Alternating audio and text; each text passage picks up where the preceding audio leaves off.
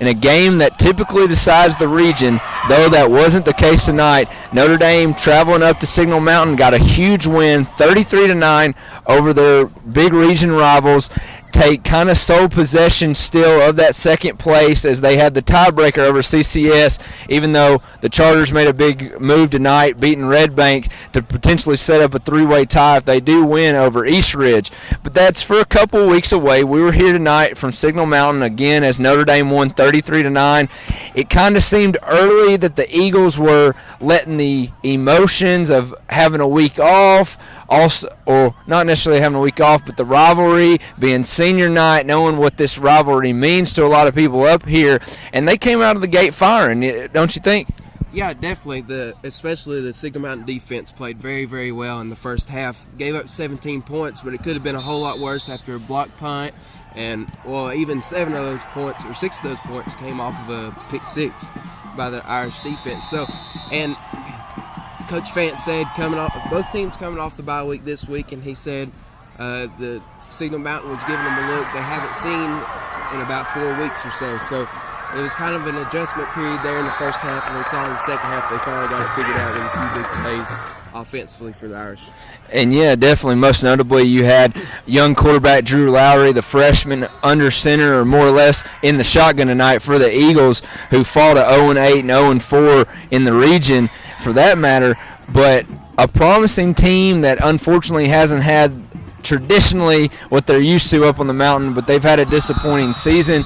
But some youngsters able to keep it close in the first half. Before we get into Notre Dame, what did you see from Signal Mountain that's actually showing some promise? Well, like I mentioned before, the defense definitely, but on the offensive side, having a freshman at quarterback, it started out a little rough, but throughout the game, Drew showed that he could lead the offense down and score. And even Coach Weiss post-game said he thinks there were spots tonight that they played well enough to win a football game. And that's the thing right now, especially coming up.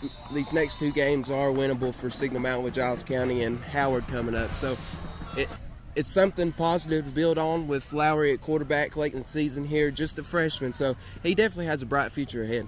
Yeah, most definitely a bright future ahead for Drew Lowry at quarterback again, just a freshman.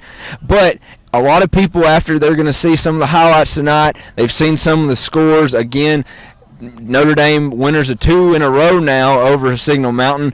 But before we move on to Notre Dame, what did you see that maybe be some of these concerns or some of these people that have been talking about in the area why this Signal Mountain team that's not accustomed to lose? They have never lost more than 4 games in the season. They've done it this year, doubling that. They're 0-8 right now, again with Giles County next week on the road, and then they come back and will be on the road again to finish the year at Howard. So what did we see tonight that's been some of these issues for Signal Mountain? Well, tonight I think there were a few things that stuck out. One, a lot of penalties.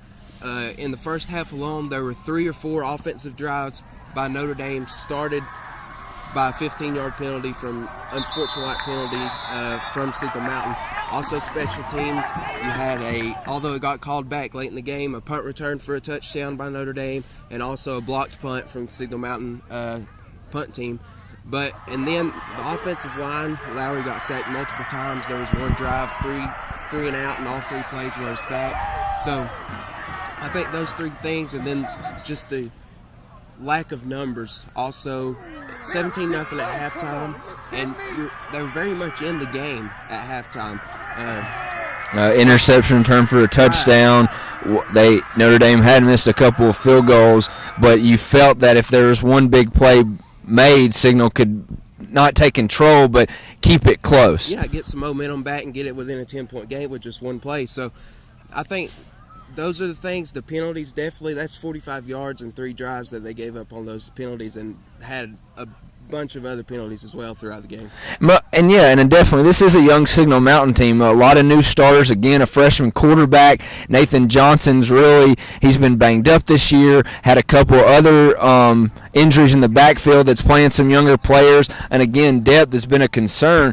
But I think it's been kind of the new system, the new culture that's been pushed up here to Signal Mountain, because everybody knew what you were going to get from a Coach Bill Price team. They're going to be physical. They're going to hit you in the mouth. They're going to run it. And then you saw some spread. That's a new system. But then they went late to a goal line in the wing tee. I think they need to find their own MO and continue to run with it. Or at the end of the year, what's going to happen if they do go 0-10? It's up for speculation. But again, it was the Irish's big night tonight as Alex Darris again led his team adamantly as they overcame some early game woes to move to 5-3, 3-1 in that district to contend to keep that second place amongst Region 3A. So let's talk about the Irish. What did they do good, and how are they going to improve to keep going forward in these last two games when they play McMinn Central next week at home and also will play Red Bank? Well, I've been looking forward to seeing Notre Dame all season simply because of their offense, but I think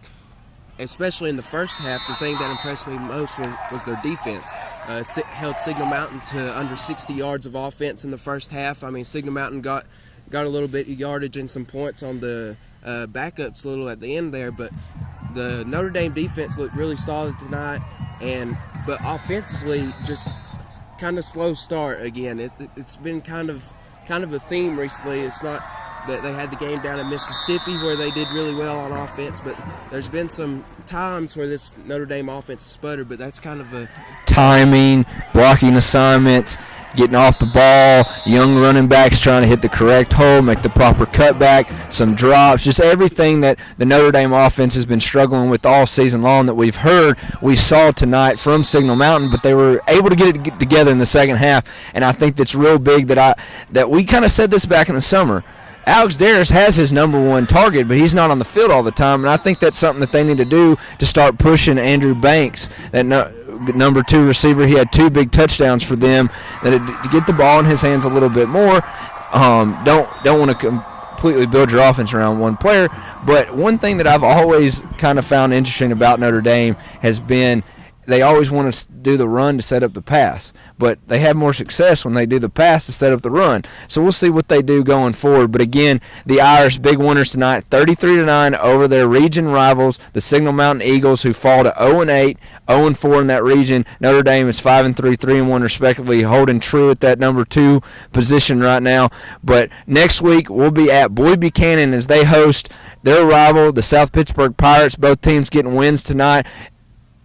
Boyd Buchanan racking up their 24th straight league win, longest in the area besides Calhoun in Georgia. We don't cover the North Georgia schools, but hopefully in the near future we will. But let's talk about that game. I've always wondered to see what those Grider and Reynolds rivalries were about.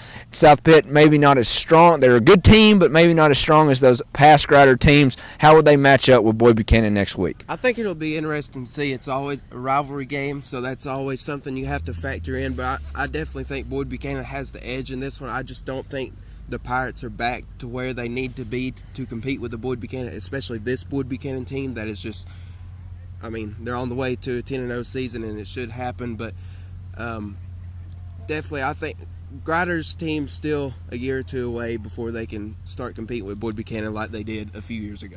Going to be a great matchup in Week 10. And our game of the week is Boyd Buchanan host the South Pittsburgh Pirates. For John Neal, Eric Sisson, this is the Week 9 Red Zone report from Signal Mountain High School, again, as the Notre Dame Fighting Irish were big winners, 33-9.